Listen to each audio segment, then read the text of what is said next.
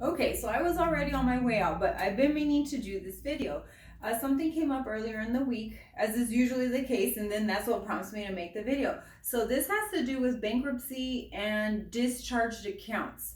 So for those that either have filed bankruptcy or are considering filing bankruptcy, do take in mind that just because you file bankruptcy, it does not necessarily release you of your financial obligations. I'm going to try to make this quick and as simple as possible. If you have any questions, reach out. Take in mind that I am not an attorney. I'm not a bankruptcy counselor. I used to be once upon a time, a very long time ago. Since then, laws may have changed, but I have never, say myself, filed for bankruptcy, so I don't know what the paperwork process includes. So taking that in mind, however, I do need to mention, so again, I don't know, say like if you, when you go file a bankruptcy, that if the attorney is part of the services, that if they draw your credit report or not. However, I am highly suggesting that if that is an option as to yes, okay, for an extra $100 we'll draw your credit report, please say yes.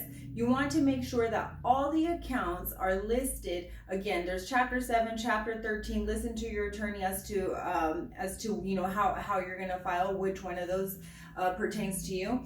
But with that, make sure that you include all creditor accounts. Especially, this is more pertinent to chapter for different reasons for 7 than it would be for a 13, because for 13 you tend to go into repayment. With 7, they are usually forgiven. So with that, take in mind, if the account is not included in the bankruptcy filing and whatever paperwork that needs to be done, you again may still legally be or financially be obligated to pay that account. So draw your credit report, make sure that all your accounts are on there, even if there's something that has not yet necessarily hit your credit reporting, but you suspect that something's in the works. Maybe you got a payday loan or something of the sort and it hasn't yet caught up to you, but it's there floating around in space somewhere. Make sure that you include it and that you list it, because this can come back to get you later. And it's best to handle that now, because again, just because you file bankruptcy, it doesn't mean